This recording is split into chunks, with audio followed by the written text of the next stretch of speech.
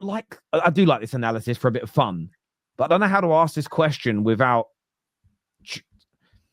it sounding almost reductive in a way. Could this also just be what happens to Spurs in big cup competitions as well? Is this not just Spurs doing what they typically do, which is not turning up when they're meant to in the knockout stages of competitions? Because this does feel, irrespective of the manager, most of their lives, even when they've got to the final, at some point in the knockouts, you get last night's performance from Tottenham. Is it just sort of systematic of the club? No. So yes and no. I mean, yeah, we can historically say they don't turn up in big moments, and that's why we say they always bought it. But we used to say that at least when they were good. Like when they lost the Champions League final and they didn't turn up, yeah, they bottled it because they never turned up, and they were actually a decent side at that year. This season, I mean, the game you just described it to me, you might as well could have described me a Premier League game because they've been doing it throughout the season. Mm-hmm. So this is not an anomaly where I'm like, oh, you guys just didn't turn up because it was a big moment and you shied away. No, you just haven't been good this season, and the league says it, and the fact that they're out of the other two cup competitions says it. This is not an anomaly. This is not it's nothing different than what they've showed us for the majority of the season. They're at 18 losses this season. It's insane. 18 losses in a season. Like, we actually ruined their season ever since last year when we battered them. That game. It's just ever since then. It reminds me of when you've all seen Rocky IV, right? You're gonna get the reference. You've seen Rocky IV with the Russian, where Apollo. Yeah. When Rocky, I think it's round 2 of the fight, it cannot hurt the Russian. Ivan Drago can't hurt him. Then he cuts him with a punch, a bit of a lucky punch.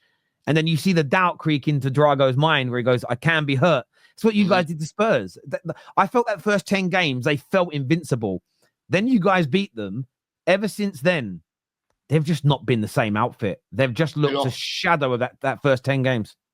No, 100%. 100%. They're falling off, man. For me, I think it's time for a change in the summer. I think with how Ange wants to play, bro, you need to make sure that you're backing him heavily. Right? And if you don't do that, if it's a half-hearted one, it's just not going to work.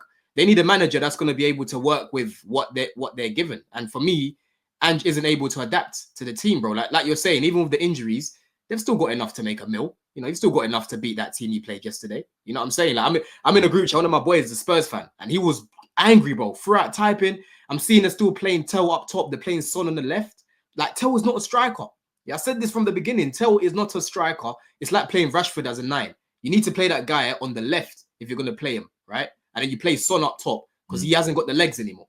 Yeah, I'm seeing Son coming out after the game talking about it's a wake up call. What do you mean it's a wake up call? This is the 18th loss of the season.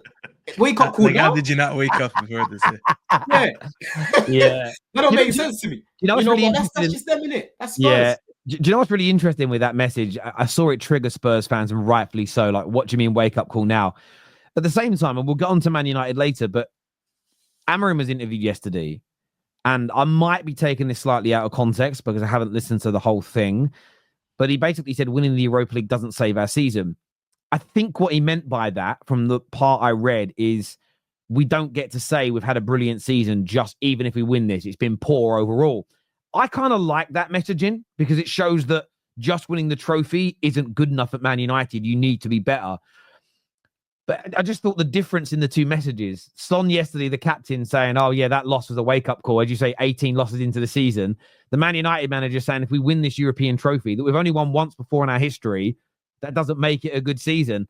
Again, I'm not saying that Amorim's attitude and approach is a guarantee to get us back to the top, but I do think it's more of a realistic conversation that you want to hear. I would be flabbergasted if Man United had lost last night and the message from our captain would have been, we didn't see this coming.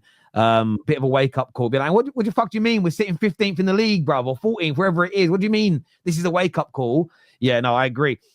This here from Cal, who's a Spurs fan. He says, because we lost to Ghent under Poch, Zagreb under Mourinho, didn't have a shot against Milan under Conte, almost like it's overall factor to all of this. And do you know what, Cal? I go back to a game and I don't remember who the team were. You were in, I think it was the UEFA Cup then. And I remember it was either a chance he missed on the line or like an own goal or something on like Stead Malbronk. He sliced and cut this ball because I just remember everybody in the pub. We were down a pub afterwards. All me and my mates, just when I used to live in the East End.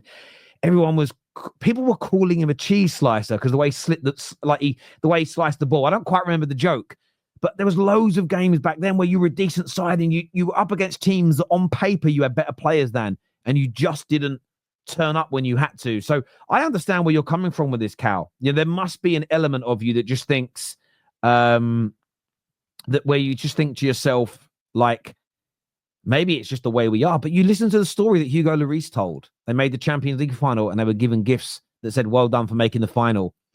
And I would love, a club will never allow this access, but I would love to have the access to Liverpool, for instance, for the last 3 or 4 months to see what. Because I had this debate once online with a Man United fan who said he doesn't believe that the day-to-day goings on in the dressing room and around the club of Man United, and this was about 5 years ago, is any different to the inner goings on at Man City or Liverpool. He doesn't think that has any impact on the football pitch. And me and him just disagreed. I think that if you spent considerable time in and around Liverpool this season, and then you went and spent the same time around Tottenham, I bet you would notice fundamental differences in approach, attitudes, confidences, the way these big games are sort of treated as an example. I just think there has to be. And when you hear those sort of anecdotal stories from people like Hugo Lloris, sort of celebrating being in the final, as opposed to, and I always remember Spurs fans saying, me and Neeks used to do like Vox Pops. We were doing them outside the new stadium in White Hart Lane. And we met a couple of Spurs fans that said, I just want to win it. I really want to win it. Everybody else said the same thing. And straight away, me and Neeks both went, yeah, they're losing. The message was that they would stop. I don't care what happens. I'm just glad to be there. And I don't know if that's the right way to be. Of course not. Of course it's not the right way to be, bro. You know what I'm saying? That mentality goes down to the players and whatnot, because it's like, oh yeah, we got to the Champions League final. It's a massive achievement. End of the day, you didn't win it. You know what I mean? When people look back in the record books and they see that Liverpool won, they don't care that it was against Spurs. The main thing they're going to be looking at is we won that trophy. You know what I'm saying? So, bro, it's like these gooners right now that are, mad excited right now because they're up there and they're challenging and that. You got to make sure that you get over the line. Because in a few years' time, no one's going to remember who finished top 4, bro. Yeah, if I ask you who finished in the top 4 2008, 2009 season, no one will be able to tell me straight off the bat without looking at things online. You know what I'm saying? So no one gives a shit about that unless you get over the line. It's just a facts. In the longer term, absolutely. I think in the short term, it's good to be competing, but you are right. From a historical point of view, no one but Arsenal fans will remember this Arsenal team. They'll remember moments because they'll remember moments and players because we've all done it recently with the whole, he's a proper Barclays man. We remember, if you're remembering a great goal from a middle of the road player from 20 years ago, you'll remember elements of this Arsenal team. But you are right in terms of historically, you won't be remembered without winning those trophies. It's as simple as which is ironically, Spurs fans came for me this week when I said about Harry Kane. On technical ability, the geezer's amazing. He's one of the best strikers the league's ever had. But when I name my top 10 strikers, stroke attackers, I'm doing that on legendary status.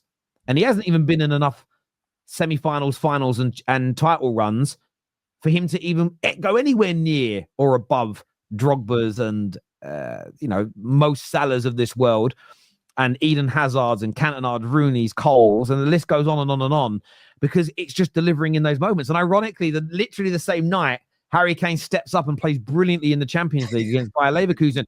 And I'm sitting there, and I had Spurs fans DM me, now what are you saying about Kane? Yeah, if Kane keeps doing this throughout this Champions League and they win it, that's how you become a legend of this game.